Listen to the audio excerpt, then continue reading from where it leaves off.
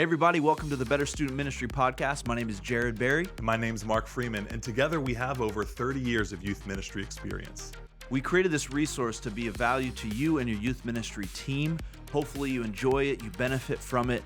Our goal is to invest in you as youth leaders so that you can invest in your students. If you found this useful, please like and share with as many people as possible so that we can see better student ministries. Hey everybody, welcome back to Better Student Ministry Podcast. My name's Jared. My name is Mark. Glad to be back, and we got Paul with us again. Paul, what's up? Yep. Hey, if you didn't get a chance to watch the first episode yet, I cut you off. Sorry. So that happened rude. last time too. True. I'm used to it. I'm like a bull. He is a Jared bull in a used china to it. shop. If you didn't get a chance to watch the last episode, first episode, please find it real quick. It should have already been posted for you because it will help set up a better understanding of what Paul's going to share with us and how we're going to flesh out what God has done in and through his life. And so we're excited to. Amen. Yeah. Thanks for being here, Paul. Yeah. So we want to talk about addiction in teenagers, and how do we, this podcast is all about resourcing and equipping people that are doing next generation ministry, you know, working with young people. And in preparation for this podcast, I started to look up some statistics about young people and addiction and substance abuse and things. And it was pretty startling, even though I had my own struggles and did youth ministry for many years. So I was well aware, like, hey, this is a problem, this is an issue. But the reality of how much of an issue this is, and like we have to talk about this, because whether we realize it or not, our young people this is their world that they're living in. Yes. And so I wanted to read a couple of statistics I came across that I thought were wild. So 2.08 million 12 to 17-year-olds nationwide report using drugs in the last month. 2 million. Over 2 million. Over 2 million. And that's just those that Reported it. admitted to Right. it, reported. And that's only in the last In a month. Yeah. That's only in the last month. So among those, almost 84% are using marijuana in the last month. So you talked about your story, how kind of it was a starting point, gateway. 591,000 teenagers 12 to 17 using some sort of illicit drug other than marijuana in the last month. So harder drugs beyond marijuana, almost 500,000 in the last month. 8.7% of all 8th graders have used drugs, hard drugs, in the last month. 21.3 have tried drugs at least once. This is 8th graders. By the time they're in 12th grade, that number goes from 8.7% up to 46.6% have used drugs. So almost 50% of all seniors in high school now are using drugs. And what's wild is if you look at, this was interesting to me, how much has drugs gone up amongst 8th graders between 2016 and 2020? It's gone up 61%. Wow. From 2016 to 2020. horrific. It's a big number. It's a huge number. So, and that's not even getting, it's like 62% have used alcohol. And, but, you know, we could spend all day on statistics. I think the lesson here is this is a big problem that's only getting worse. And then when you dive into, and we've done on some other podcasts, the mental health statistics of today compared to before, the depression, the anxiety rates, which of course we know are attached to substance abuse. It's a massive issue. It's a real problem. Yeah. So Paul, in the first video you shared with us, kind of one of the big umbrella things that you were talking about was this idea of the people we're with, the places we go, the things that we do. And as you were concluding your story a little bit there appeared to be a pretty significant change in people, places, and things. But we also recognize, we also talked about the idea that just relocating or just changing those people, places, and things, if you haven't changed, it's helpful, but it's not the answer. There's got to be something that changes internally in you as well. So maybe we can start this episode all by kind of talking through and fleshing out this idea of what was it about these different people, places, and things that began, and how the Holy Spirit uses those things and how he was teaching and influencing your heart. how do those things, because this may be helpful for the accountable, loving adult leaders in the lives of our teenagers, parents that are in the lives of their teenagers. There must be some intentional things that are happening in those new people, places, and things, or healthy people, places, and things, and where you're at. What is it that needs to change about people's places and things that begins to then change our hearts and us as individuals? Yeah, it's I think I ended maybe with the exposure thing, right? The last time is like what I was exposing myself to, and when things really started to turn around with me, I began exposing myself to healthy environments, to healthy conversations, to healthy people, to I began to something. This literally just occurred to me in this very moment. I had to face the fact that I did not know it all. I didn't have all the answers. I needed other people in my life to guide me and lead me and be a friend to me and that's a big deal in our culture today, right? Because this is a culture, specifically Gen Z, that has this belief, because they have access to so much information, that they do know it all. And even the culture's telling them they get to decide for themselves what is true and what is untrue. And so I would imagine even more so there's this epidemic of I know it all, right? Well, and it's true. And the statistics, Jared, that you just talked about, all of those things are relative to Mark's question, because everything today is so readily available that a young person really doesn't have to go far to get in trouble. Yeah. Right. And so all the more reason, like for a young person to expose themselves to healthy environments. I was convinced that I had all the answers. I really was. And yet at 30 years old, I fall off this roof, and at 40 years old, I'm still a disaster. And yet I'm believing that I've got this. And even when I'm processing through this journey of getting well and meeting the right people, I had to continue to remind myself, listen, you need Jared Berry in your life. You need Mark Freeman in your life. You need to allow them into your life. You have to answer hard questions. I think it's exposing yourself to environments that give people permission to understand who you are. Yeah, it's good. That then begins to help you get to where you want to be. Like, it's really hard, right? It's really hard to go someplace you've never been if you don't ask directions. And so I needed good people in my life to help me get to the place that I didn't know how to get to. And that was to a place of health. Emotionally, physically, spiritually, mentally.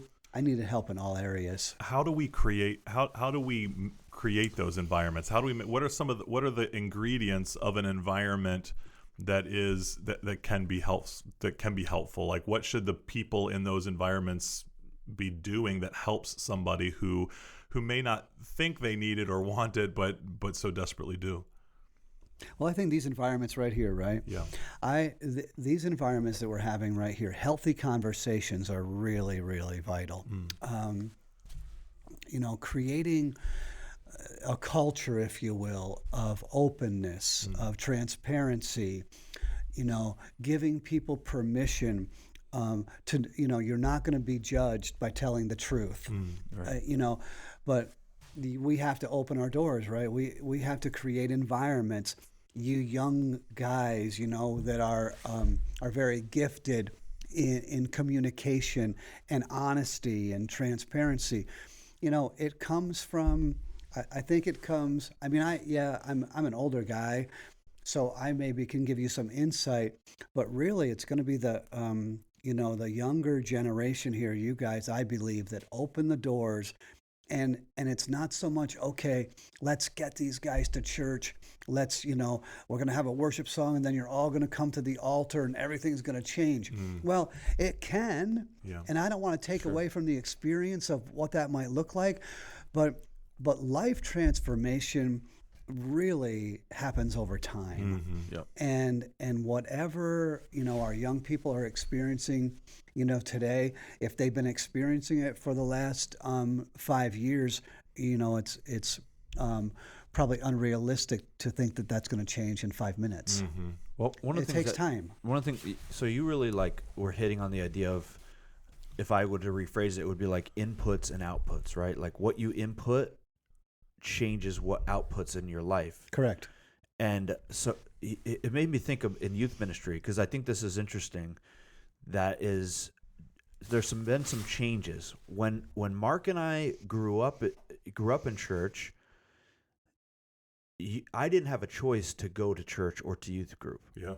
My parents made me every single, and I fought them a lot, but it was a non-negotiable.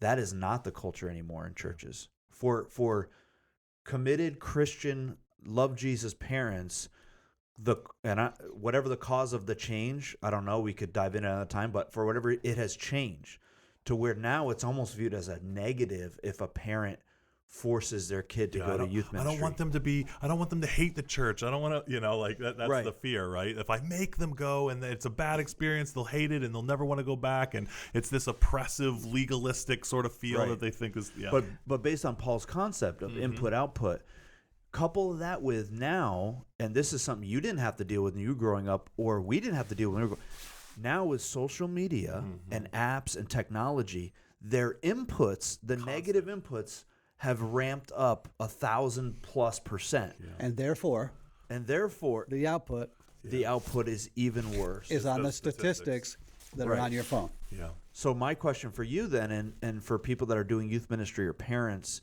is what you're saying is we need to be diligent about, number one, removing poor inputs from their life. Okay, that's good. That's a great number one. We should have like a teleprompter here where I can just go one dot. Right.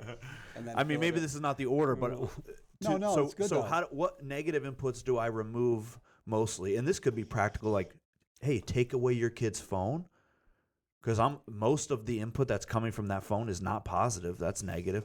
So look at like having boundaries with the phone devices. Who are they spending time? You give me some of your insight. Like, what are some of the things that a parent or youth ministry person should say? These are some things we should think about removing as negative inputs, and then these are the positive ones. Well, I was just thinking about what you said, Mark. How this is like, we can't force our kids to go to church anymore. This is a bad thing. In Teen Challenge right now, and there are teens in Teen Challenge, but there are adults in Teen Challenge too. And if we were to bring them in right now, maybe say 5 from 5 different centers from, Buffalo, Rochester, Syracuse, Albany, Long Island. We would say, well, what was the number one thing that contributed, to you getting to where you are today? One of the top answers for sure would be, I wish my mom or my dad would have been a dad and not a friend. Wow. Yeah. I hear it all the time. Yeah. Boy, I wish my dad would have dadded me. Yeah. I wish my mom would have. My mom just tried to be my friend. We underestimate how life-giving that structure is, and as a dad, and my girls are young. I've got a teenager as well, but like the fear is I don't want to lose influence with them. And in doing so, you do the exact opposite of what you should do, which is remove being influential. Yeah. Yeah. Should we end there? Yeah. I mean, really, it is such a huge thing today. There are so many, because of broken homes, because of broken families, because of just the life the world that we live in today. We really are swimming, if you will, I guess, upstream to try to have influence in our kids' lives, and and moms and dads are there's difficulty at home, there's brokenness at home, and so what do I have to do? I've got to win my child's approval. Let me be your friend. Yeah. Yes, you can stay up as long as you want to. Watch that phone as long as you want to. If you don't want to go to school, it's no big deal. I'll make the call for you. There's so many. There's so many inputs. Yeah. I love those two words because what is input will be the output. And it's rough, right? It's and that's why we see so many statistics related to healthy teenagers into their adult lives. So much of those statistics have to do with how many healthy adult leaders or healthy adults are in their life. That is a significant input contributor, which is, of course, why maybe we're preaching to the choir. That's why we believe so much in youth ministry and getting healthy adults, accountable adults in place in the lives and along the lives of teenagers, for sure. Yeah. So, I mean, a practical challenge if you're listening then, and maybe some students you're working with are not all addicted to things. They're not addicts. However, they have struggles, and to Paul's story, they certainly, any one of them could have that trajectory in their life if the certain circumstances are right. So where do you start? It's like, well, one of the ways that you start is you say, how can I enhance the positive inputs into their life? And my role, to Mark's point as a youth leader, is how do I have a positive input into their life as much as I possibly can? And then how do I, if you're not their parent, you can't control all the negative inputs, but what you can do, and we've talked about this, is youth ministry today has to be a ministry to parents as much as it is to students. 100%. So what that means is you've got to talk to them about what we're talking about right now. Yeah. You've got to make them aware that here's the reality of our students and here's the reality of input-output. If you guys are parenting in a way that you are allowing any input to happen that they want, guess what the output's going to be? So part of it is helping coach parents, and you can do that in a way even if you're not a parent. Like if you're a 23-year-old, it's like, what am I going to tell you can send them resources like this and say, hey, listen to this. This was helpful. Yeah. You could bring a guy like Paul in and say, hey, would you share with our parents? There's a lot of ways to do it that are helpful. Yeah, and those partnerships are so important, right? Like just as you were talking about that, I'm like, it takes, it takes a village, or it takes a church, it takes a community, where the youth leader is working with the teens, but what are the elders doing? What are the pastors doing to work with parents, and how can we, in a healthy way, help our young people? I mean, when do you start influencing a child with positive inputs? 3, 4 years old?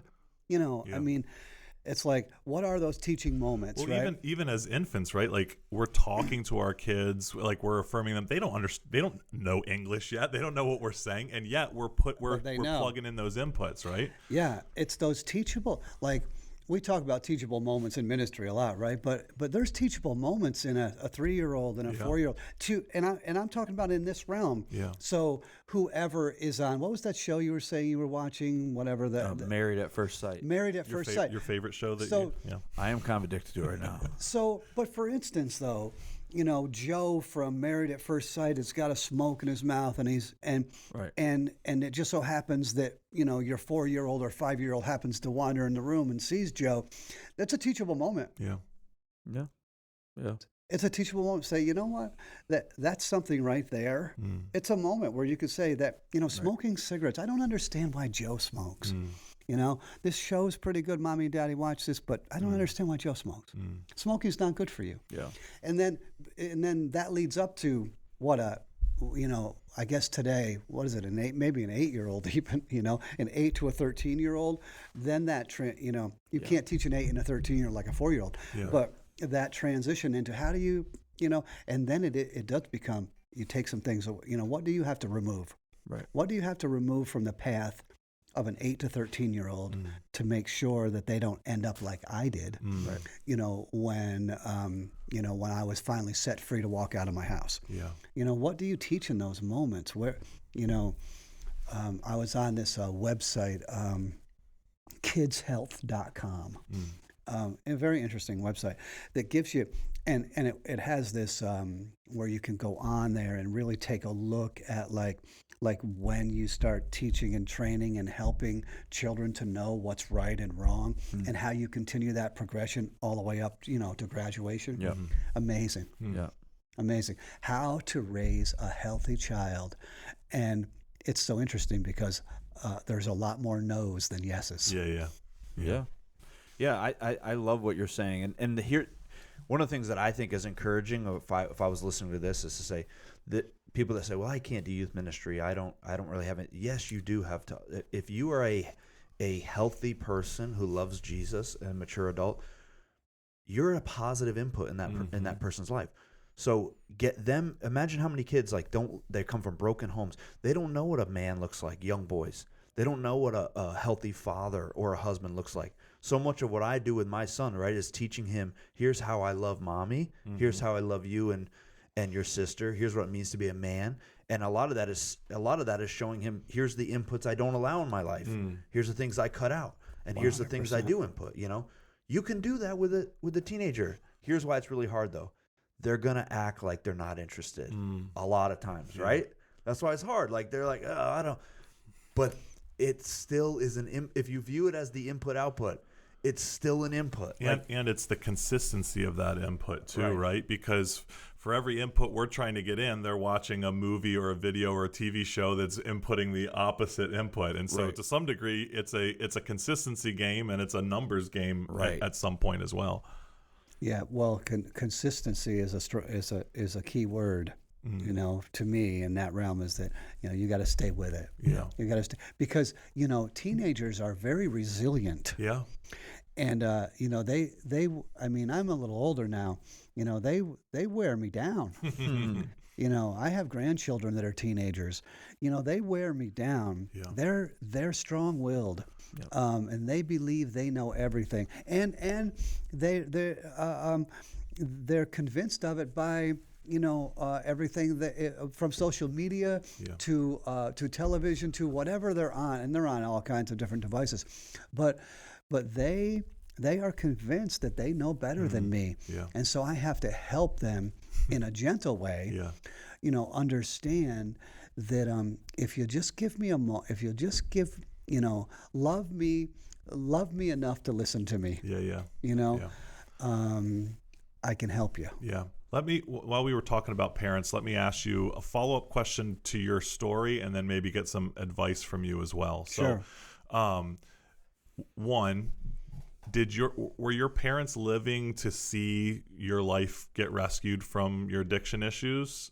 I don't know if they're still alive, or if they were alive, did they get to see the result of your redemption? And ultimately, what advice would you give to parents whose kids may currently be lost in addiction, in being able to hold on and have hope and move forward? So my mother was able to see her son get to the other side of addiction for 7 years. And I'm an only child, so life-changing for my mother, for my mother to see me, and I didn't say that, because like I said, the stories, but, I ended up remarried to my wife. My family was put back together. Amen. My story is really, about, this road to redemption, where it's restoration, right? Yeah, it's all been restored. God is restoring all things. He redeemed the time. Yeah. It's just amazing what has happened in regards to my life. So my mother was able to see me remarried to my wife, and my family put back together. And then she passed away, but my dad is still alive. And, my dad, he invited Christ into his life due to my life being given to Christ. Now, I suppose that means different things to other people. My father would probably still tell you that he was on a four-wheeler up on top of a mountain and you were in church on Sunday, he's convinced he's closer to God than you are. Yeah, But he believes in Jesus. He prays. And he might not do all of the things that maybe others might think that he should do to be a Christian, but I'm convinced my father is on his way to heaven and loves the Lord in his way. And so what would I say? How would you encourage parents? Yeah, what would I encourage parents? Like it's okay to say no. That it's okay to not be a friend.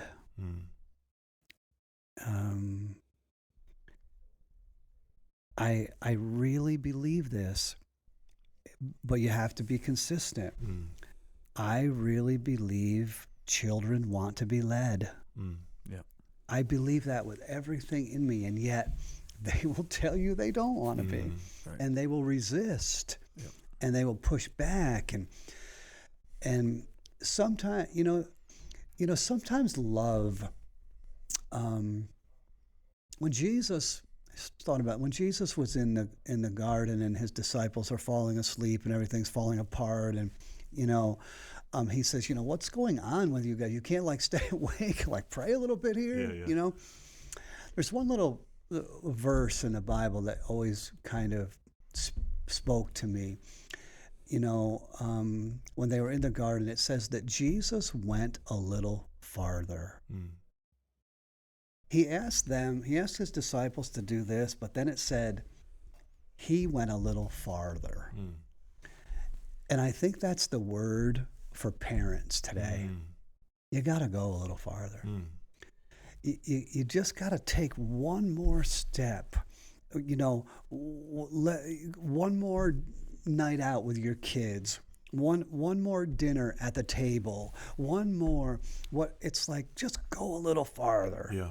Go a little farther, spend some time, ask good questions, not condemning or judgmental questions. Ask questions that create conversation, create an environment of authenticity and openness. And give your kids a chance. They're smart. They know they know a lot, and help them to know that they do, but they don't know everything. Yeah.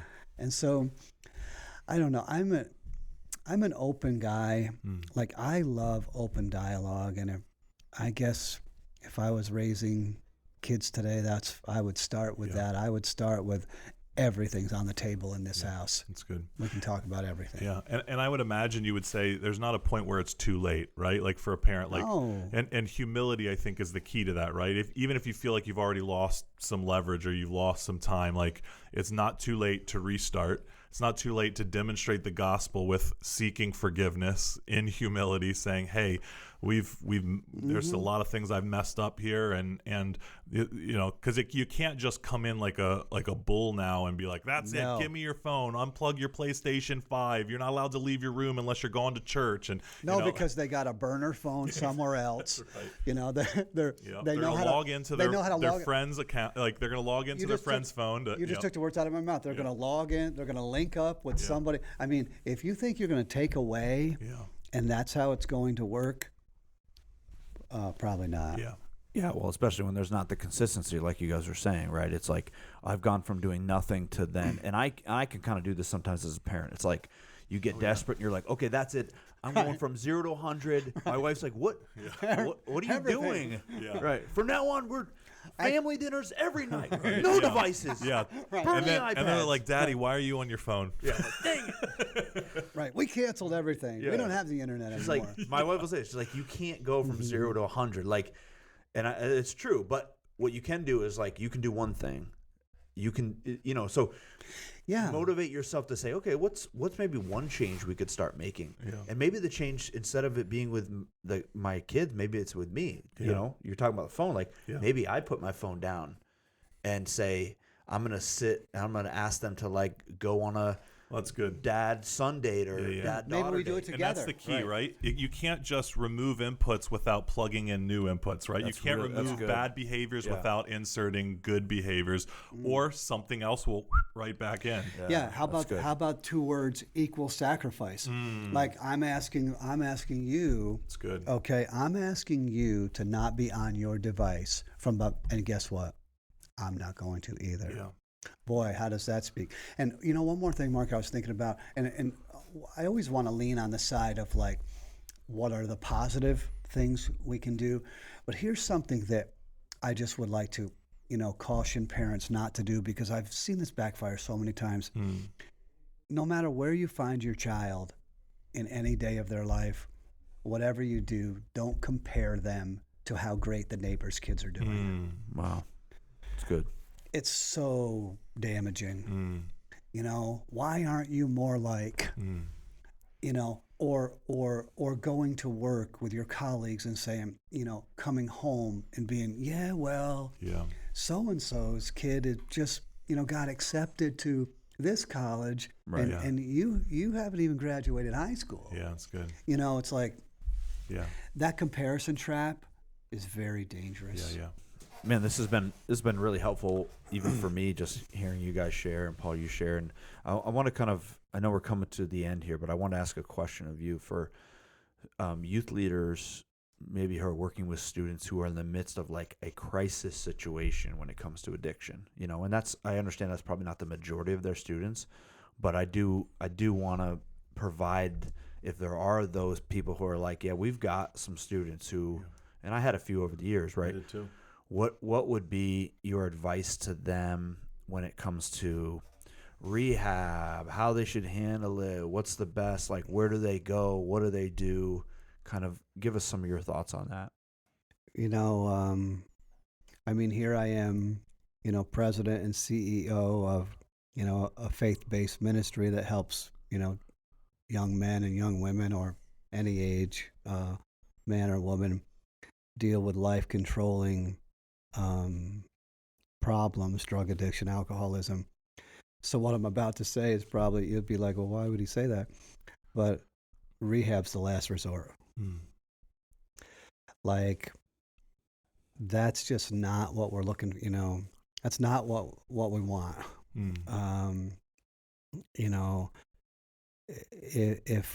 If what needs to be undone can be done with friends and family, and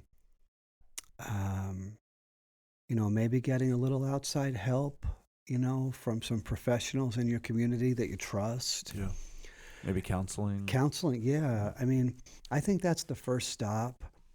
But ultimately, if someone is in a crisis, situation like this, youth pastors out there, hopefully you've been able to build some kind of relationship, a foundation where you have permission to speak into somebody's life. Because I think we all know this, but when it comes to difficult situations like this, if you try to speak out of position, I'm telling you this because I'm your youth pastor, good luck. Yeah.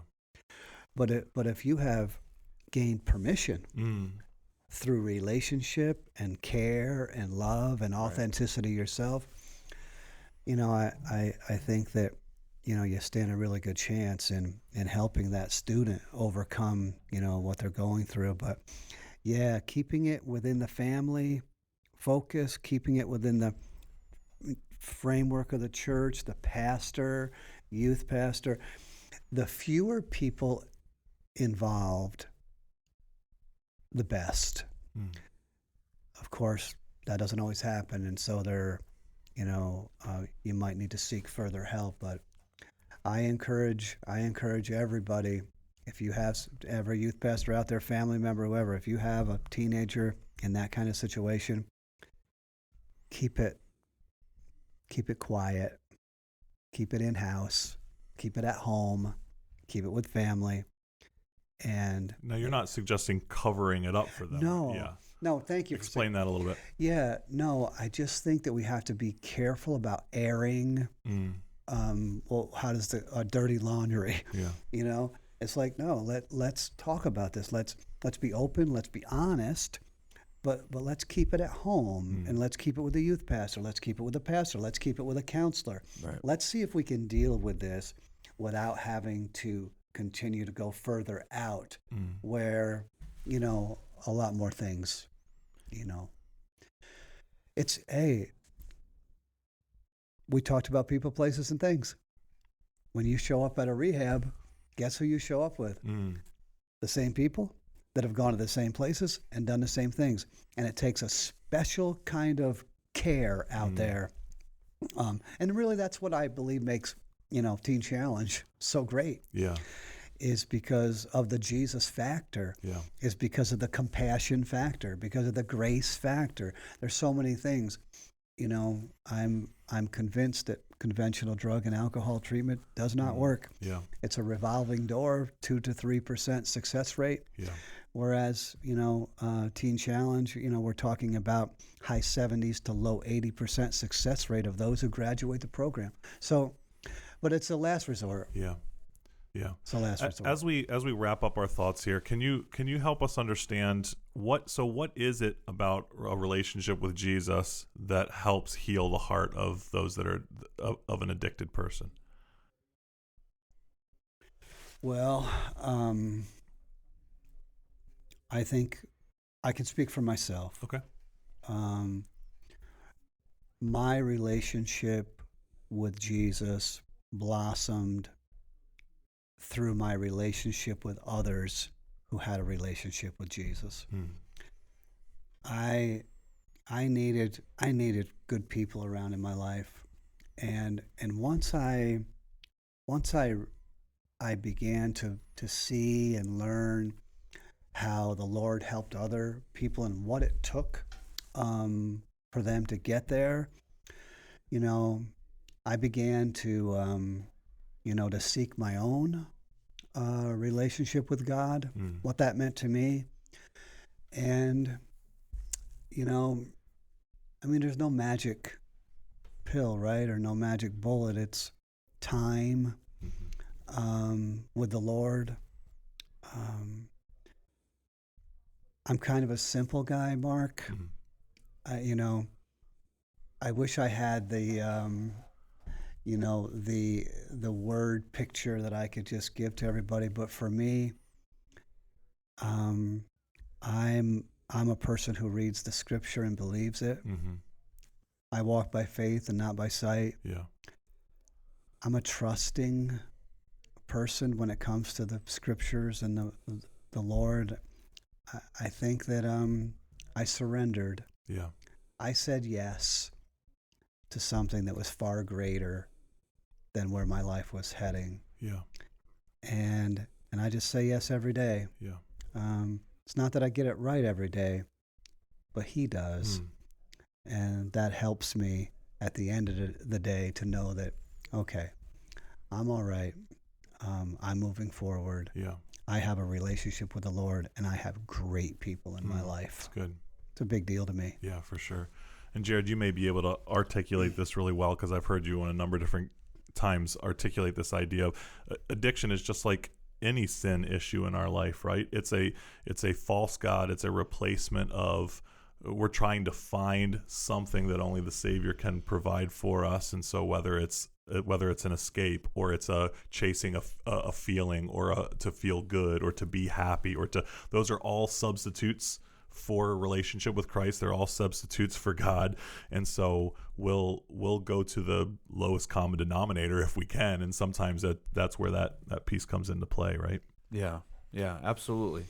Yeah, we've talked about idolatry and comfort idols, one of the source idols, right? And it's doing anything to avoid pain or discomfort.